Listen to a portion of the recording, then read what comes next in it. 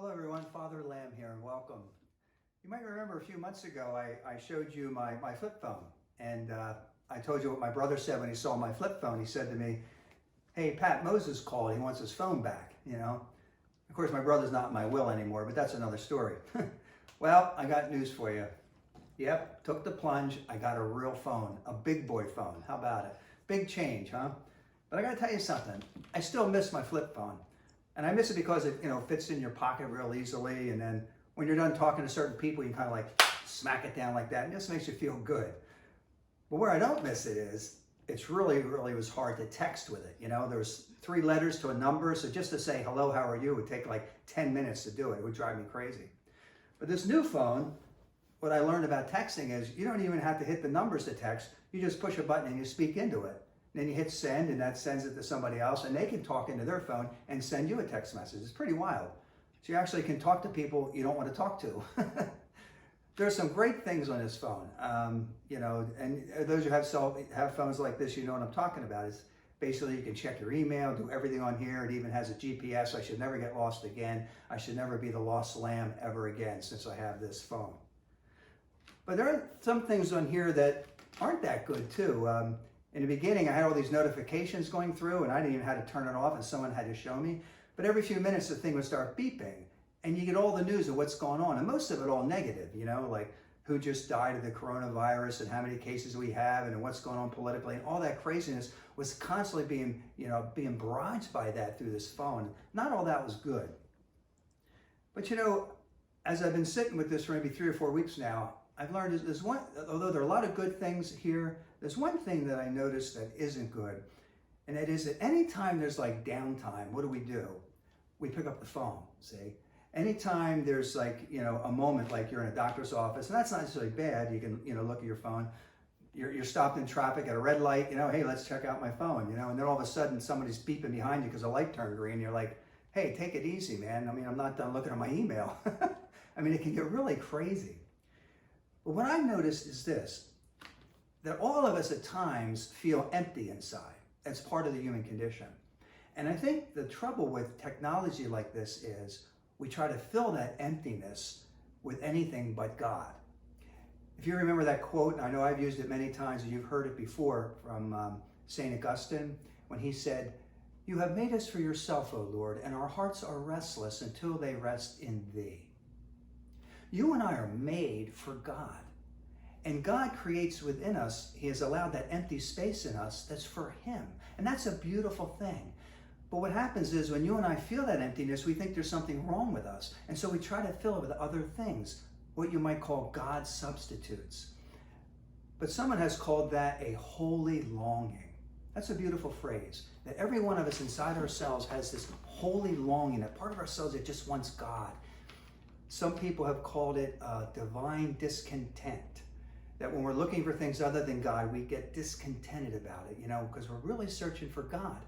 And so a lot of times when you and I are running out for different pleasures and distractions, it's because we're looking at God's substitutes and we're not allowing ourselves to invite God into the depths of our being. So really the lesson for today is simply this, to allow ourselves to experience that inner emptiness at times. Don't run from it. It really is a gift. But it's not a feel-good gift, because you feel that emptiness, there's a tendency, when there's a vacuum, you want to fill it. And so you want to eat, you want to drink, you want to amuse yourself, entertain, all that kind of stuff. We want to fill ourselves because we're so uncomfortable with that emptiness. But the emptiness is crucial to our spiritual lives. And this is exactly what the Desert Fathers taught us. And they went out in the desert in the 2nd, 3rd century of the church, the men and women who did that. They went out in the desert really to face their nothingness. And when you go out there to face that nothingness, what it forces you to do is to surrender to God completely. That's this invitation, and that's why this invitation is so important, and the emptiness is so important. What we face in that emptiness and what will come up inside us very often are the 7 deadly sins. When you get quiet and you quiet yourself down, you feel emptiness, and sometimes you'll feel those sins come up, pride, anger, gluttony, greed, lust, envy, sloth, they'll come up. So have you ever had that experience in prayer where you went and got quiet and all of a sudden you get this anger coming up? You wonder, what's wrong with me? You might be giving a speech to somebody in anger who just wronged you earlier and you had this long speech going on. That anger can come up, or lust can come up, or greed. I want more things. And that's the stuff we got to let go of and just to allow ourselves to experience that emptiness. The emptiness is really God's invitation to fill us. How can we possibly be filled with God if we're filled with so many other things? And so it's courageous to just stop and say, you know what, today I'm not going to allow myself to fill that emptiness with anything but God. And I'm going to surrender my life more deeply to Him. And then the peace will eventually come into our hearts. I think during this coronavirus, we all have felt that emptiness.